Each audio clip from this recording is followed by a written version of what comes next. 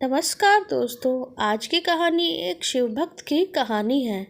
रुचि बचपन से ही शिव की बहुत बड़ी भक्त रही है।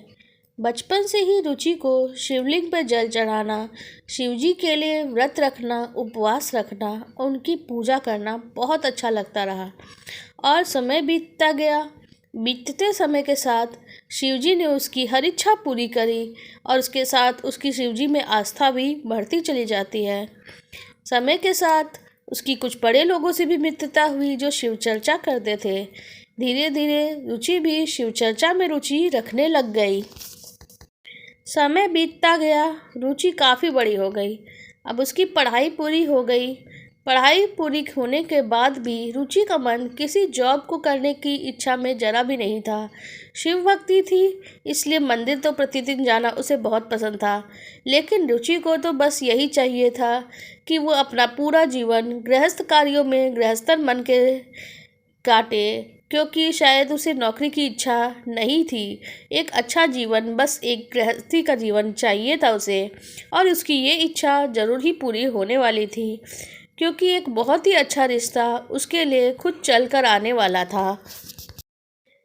एक दिन कविता जी मंदिर गई हुई थी। ऐसे में अपने घर में बस छोटी मोटी खुशियों को पाने की चाहत। वैसे तो खुशियों की कमी नहीं थी कविता जी के घर में। बहुत धन दौलत थी, सब कुछ था। बड़े बेटे का विवाह भी हो सका था और सबसे बस एक छोटी सी कमी थी कि जो उनकी बड़ी बहू है चंचला, उसकी कोई संतान नहीं हुई थी। कविता जी के खानदान में अभी तक पिछले 5 पीढ़ियों से कोई बेटी भी नहीं हुई थी, इसलिए कविता जी की कोई ननद भी नहीं थी। कविता जी चाहती थी कि चंचला की एक संतान हो जाए, वह भी बेटी। चंचला भी खुश हो जाएगी, इसीलिए वो मंदिर आई थी अपनी बहू चंचला के लिए प्रार्थना करने। जहाँ कविता जी की नज़र रुचि पे पड़ती है, जो शिव जी के ऊपर पूरा ध्यान मगन होकर जल चढ़ा रही थी, वो मुस्कुरा रही थी। उसकी मुस्कान इतनी मनमोहन थी कि कविता जी अपने छोटे बेटे के लिए एक सुघड़ पत्नी उसमें नज़र आ गई। उसे ऐसा लगने लगा, अगर ये मेरे घर में आ जाए तो खुशियाँ तो खुद ही पीछे चलती चलती मेरे घर आ जाएंगी। उन्होंने मन बना लिया कि रुचि के बारे में वो सब कुछ पता करके रुचि को अपने घर की छोटी बहू जरूर बना लेंगी। इधर कविता जी का स्वास्थ्य भी ठीक नहीं रहने लगा था। उन्होंने सोच लिया था, अगर मुझे कुछ हो जाता है तो मेरे घर में चंचला से बात करने वाला तो कोई भी नहीं रहेगा, क्योंकि घर में तो कोई लड़की ही नहीं है, सिर्फ लड़के लड़के हैं और चंचला को पूरा जीवन अकेले इस तरह से गुजारना होगा। अगर उसकी देवरानी आ जाती है तो उसे बहन का भी सुख मिल जाएगा और चंचला की संतान उसके शुभ कदम से ज़रूर आ जाएगी, जिसे मैं देवरानी बना के लाना चाहती हूँ। और रुचि के कदम इतने शुभ होंगे कि चंचला के जीवन में भी खुशियाँ आ जाएगी। यही सोच के उसने रुचि के बारे में सब कुछ पता कर लिया और अपने परिवार को खुशखबरी सुना भी दी। जहाँ चंचला थोड़ी चंचल स्वभाव की थी, पर कुछ दिनों से उसका मन बहुत ही विचलित सा था, क्योंकि कुछ लोगों की बातें कभी बंद ही नहीं होती। इंसान अपने परिवार में तो खुश हो सकता है, लेकिन लोगों की ज़बान का क्या करें, उन्हें तो बस ताना मारने में ही आनंद आता है। चंचला की शादी को 5 वर्ष हो गए थे, पर चंचला की कोई संतान नहीं थी।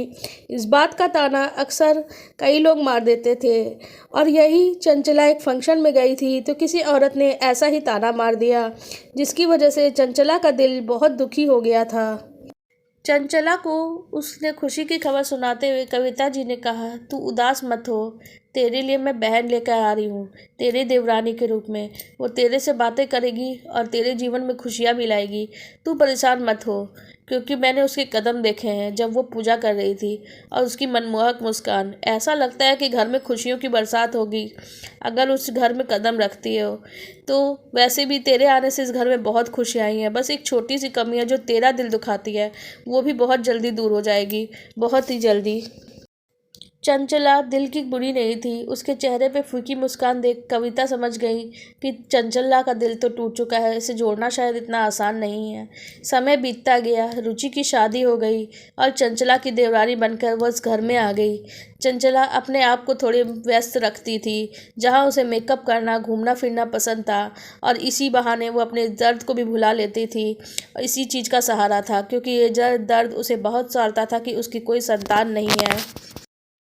और अकेलेपन की वजह से चिड़चिड़ी हो चुकी चंचला कहीं ना कहीं कड़वे बोलना दे दे, इसलिए वो रुचि से थोड़ी सी दूर रहती थी। रुचि को ये बात समझ में भी नहीं आ रही थी। उसकी बड़ी बहन के समान जेठानी मैंने खुद महसूस किया है और कई बार महसूस किया है कि वो दिल की बहुत अच्छी है, पर मुझसे बातें नहीं करती, बिल्कुल भी नहीं करती। क्या मैंने कोई गलतियाँ कर दी? रुचि ने चंचल दीदी से बात करने का सोचा, लेकिन चंचला दीदी उसे अवॉइड करती रही और रुचि को भी इस बात से काफ़ी तकलीफ़ हो रही थी। रुचि इसके गहरे में जानने के लिए अपनी सास कविता जी से बात करती है, तो उसे सारा सच पता चलता है जिस कारण से चंचला का दिल दुखा था उस दिन फंक्शन में, और उसके बारे में रुचि को पता चलता है तो उसका भी दिल इस बात को सुनकर बहुत दुखी होता है। उसने सोच लिया कि रुचि का इस तरह से वो चंचला का दिल नहीं टूटने देगी। रुचि बस सोच रही थी जो ऊपर से दिखावा है कि वो खुश है चंचला दी, मैं उसे पूरी तरह से ही खुश रखने की कोशिश करूँगी और ज़बरदस्ती ही चाहे कुछ ना करना पड़े और उसके चेहरे पे मुस्कान ला के रहूँगी। ये बहुत बात सोच के उसने दीदी का हाथ पकड़ लिया और कहा कि चलिए। चंचला मना करती है, फिर भी वो कितने बार मना करती, रुचि तो हाथ छोड़ने को ही तैयार नहीं होती थी। आखिर चंचला बेमन से भी साथ में चलने को तैयार हो ही जाती है। पूरे रास्ते वो रुचि से कोई बात नहीं करती। रुचि एक स्थान पे पहुंचती है जो पवित्र देव स्थान था, जहाँ पे शिव चर्चा हो रही थी। रुचि ने उससे कहा, अंदर आ जाइए, मैं बाहर इंतजार करती हूँ। चंचला ने कहा, फिर मुझे कोई बेवजह शब्द सुनाएगा तो मैं बर्दाश्त नहीं कर पाऊंगी, शायद मैं उल्टे जवाब भी दे दूँ। यहाँ तो बहुत बड़े बुजुर्ग बैठे हैं, मैं उन्हें उल्टे जवाब नहीं देना चाहती, लेकिन अगर किसी ने कुछ भी बोला तो मैं बर्दाश्त नहीं करूँगी। ये बात सुनकर रुचि ने कहा, आप चिंता मत करिए, आपको कोई भी बुरी बात यहाँ नहीं सुनाएगा, ये शिव का स्थान है, यहाँ सिर्फ शिव भक्त हैं।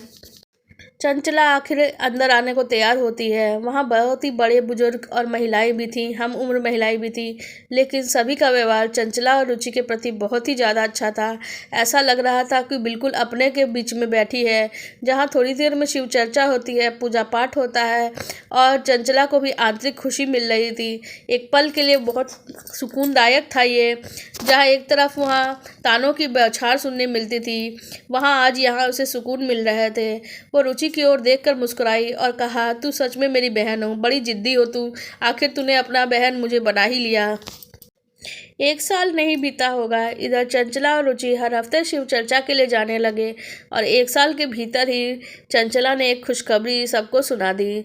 चंचला गर्भ से थी और ये बात जब घर में सुनी गई तो सब चारों ओर खुशी ही खुशी थी। सब कोई बहुत खुश थे। घर में मिठाइयाँ, खिलौने और ना जाने कितनी ही चीज़ें ला के रख दी गई। आज चंचला भी बहुत खुशी थी।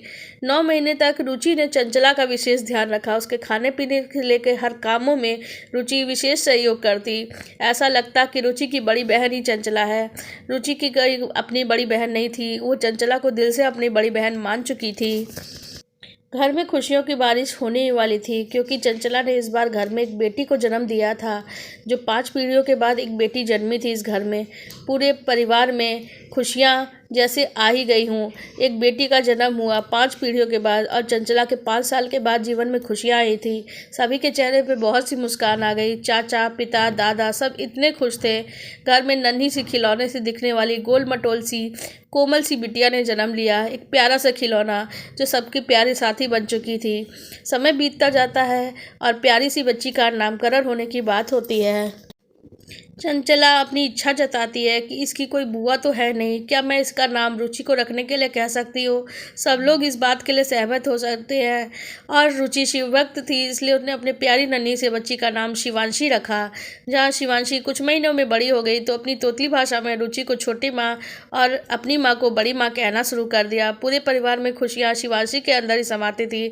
हर कोई शिवांशी के साथ ही वक्त बिताना चाहता था। कुछ समय बीतने बाद रुचि ने भी एक प्यारे से गोल मटोल से बेटे को जन्म दिया, जिसका नाम शिव रखा गया। शिव और शिवांशी दोनों भाई बहन बहुत ही प्यारे बच्चे। एक साथ समय बीतने लगा, एक साथ समय खेलते कूदते बड़े हो रहे थे और कुछ समय बीता ही था। एक दिन कविता जी ने कहा कि अब सोचने का समय हो गया कि हमें बच्चों का मुंडन कर देना चाहिए, आगे और भी तो काम होते हैं। बात लोगों ने सुनी तो तय कर लिया कि एक मुहूर्त निकाला जाए जिसमें दोनों ही बच्चों का मुंडन हो जाएगा एक साथ ही।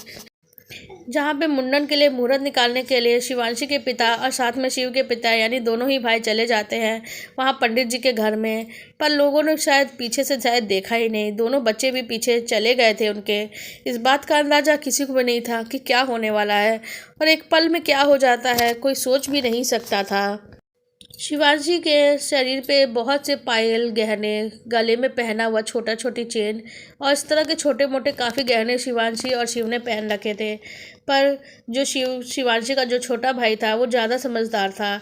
उसे जैसे ही एहसास हुआ कि वो अकेला ही घर से बाहर निकला हुआ है, वो अपने घर की तरफ लौट गया। पर वो ये बात नहीं समझ सका कि उसकी बड़ी बहन उसके साथ जो कुछ ही महीना बड़ी है वो वहाँ अकेली रह गई है। और अकेले रास्ते में भटकती हुई शिवांशी न जाने कब ऐसे स्थान पर पहुँच गई जहाँ किसी के मन में लालच आ सकता था।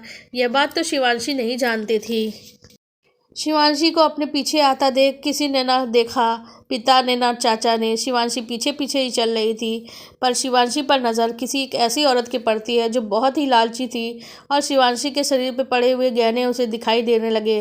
पाँव में पड़ी महंगी पायल, जो उसके सोने के गहने पहने हुए थे कड्डे और गले में सोने की चेन। उस औरत को शिवांशी के शरीर पे पड़े हुए गहने देख के दिल में बहुत ज़्यादा लालच आ गया। उसने शिवांशी को उठा लिया गोदी में और धीरे से अपने घर के अंदर लेती गई।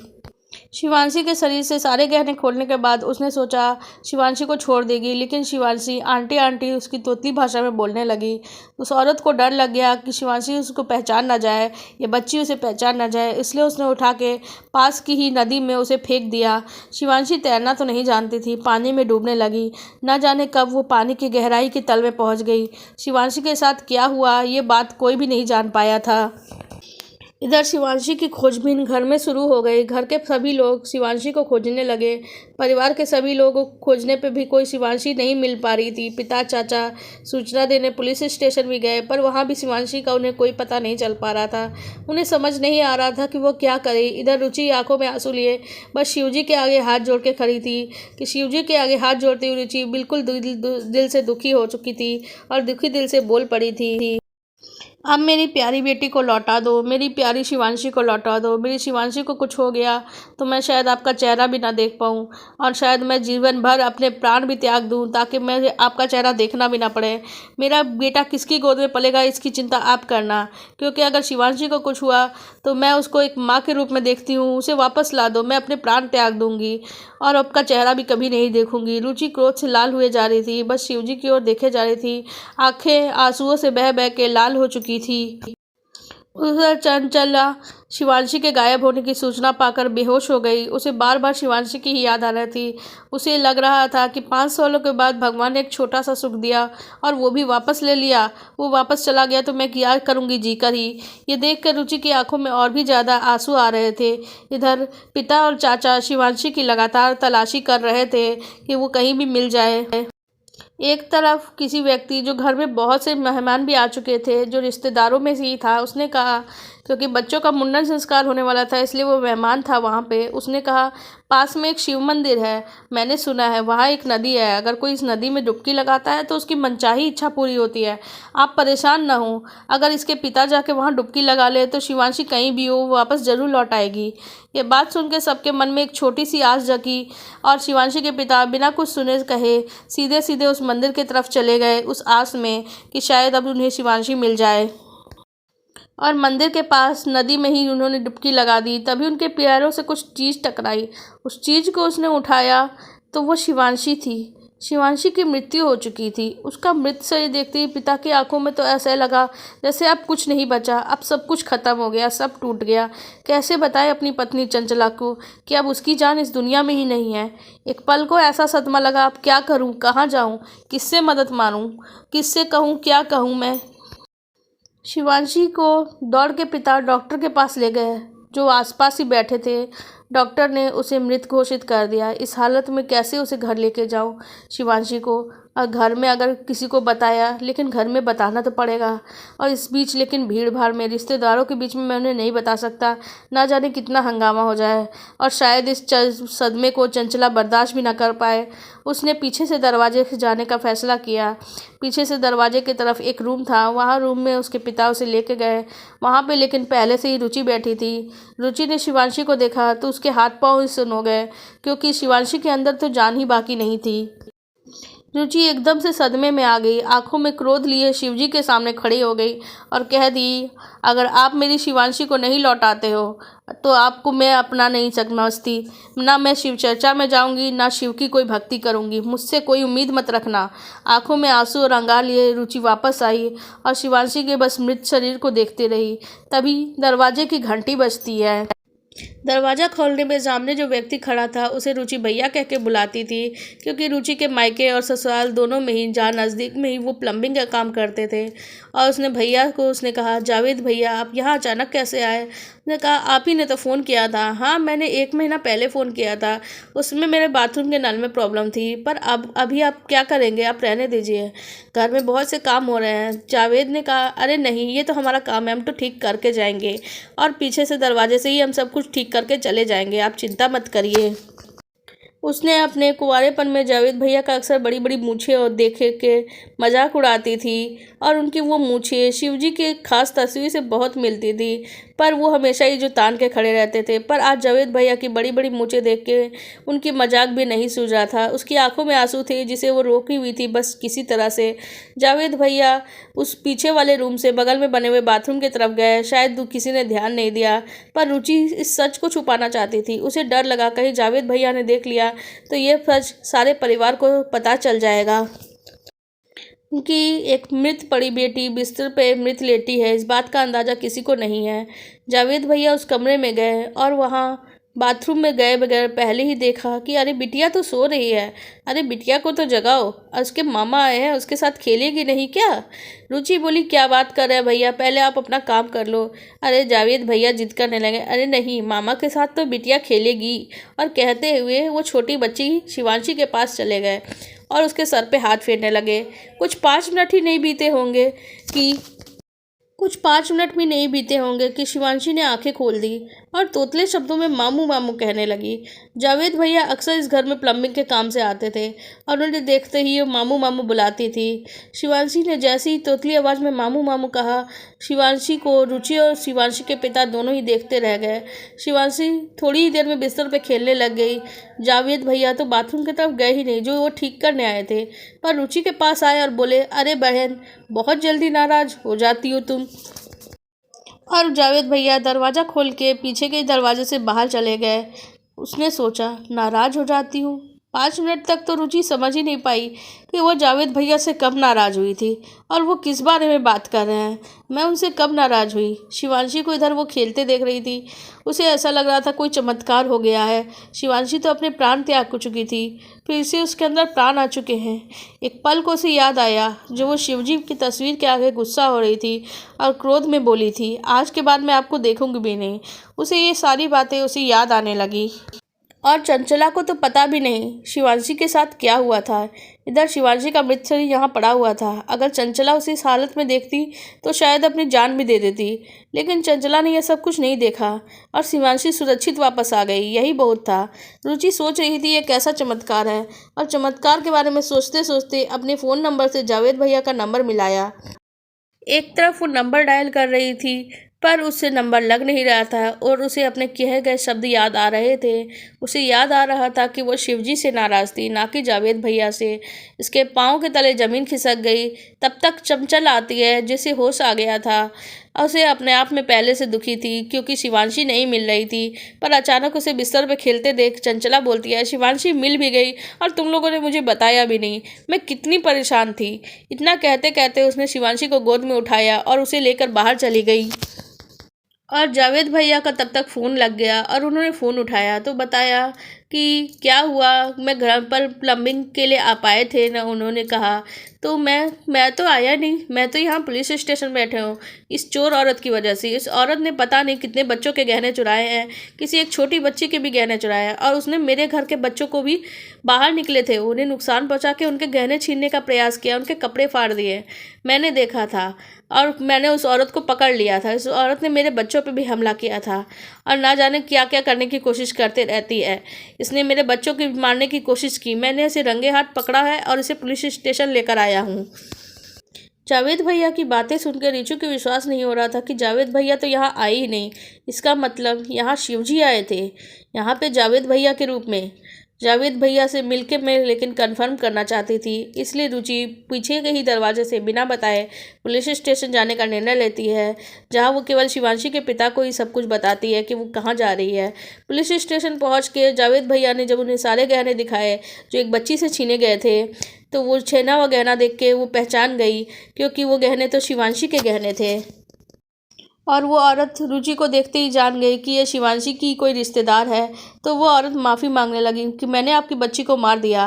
ये सुनकर रुचि उसको और ज़्यादा गुस्सा आता है और उस पर ज़ोर से थप्पड़ लगाती है और जावेद भैया को धन्यवाद करके वापस आ जाती है। उन गहनों की बरामदगी के बारे में घर में सूचना देनी थी और भी बहुत कुछ बताना था, पर उसकी हिम्मत नहीं हो रही थी कि जो सब कुछ हुआ उसको पूरे परिवार को वो कैसे बताए। शिवांशी ठीक थी, मुंडन संस्कार ठीक से बीत गया, सभी रिश्तेदार लौट गए। रुचि और शिवांशी के पिता ने घर में सब कुछ सच बताने का निर्णय लिया और जो सच बताया गया इतना सुनकर न चंचला को, न कविता जी को, न परिवार के दूसरे सदस्यों को विश्वास हो पा रहा था कि इतना कुछ हो गया। शिवांशी तो सबके सामने सुरक्षित थी, पर रुचि ने कहा, शिवांशी अगर सुरक्षित है तो ये शिवजी का चमत्कार है, शिवजी ने उसे फिर से जीवित किया है। सारी बातें सुन के सबके सब शिवजी के आगे नतमस्तक हो गए, क्योंकि शिवजी ही ऐसा चमत्कार कर सकते हैं, गए हुए को ही लौटा सकते हैं। अगली बार शिव चर्चा में पूरे परिवार ने जाने का तय किया, क्योंकि ये जो शिवजी का चमत्कार था जो उसने पूरे परिवार को इतने बड़े दुख और संताप से बचा लिया था। शिवजी भेष बदल के आए थे और जीवन में सारी खुशियां फिर से भर के चले गए थे। शिवजी तो लेकिन कहीं जाते ही नहीं, वो तो हर जगह होते हैं, बस उन्हें सच्चे मन से उन्हें याद करने की देरी होती है। वो एक पल नहीं लगाते अपने भक्तों की रक्षा के लिए, वो तुरंत ही आ जाते हैं। आपको क्या लगता है, अगर आपकी सच्ची भक्ति हो तो क्या भगवान आपकी मदद करने के लिए आते हैं? और आपको हमारी ये कहानी कैसी लगी कमेंट सेक्शन में ज़रूर बताइएगा।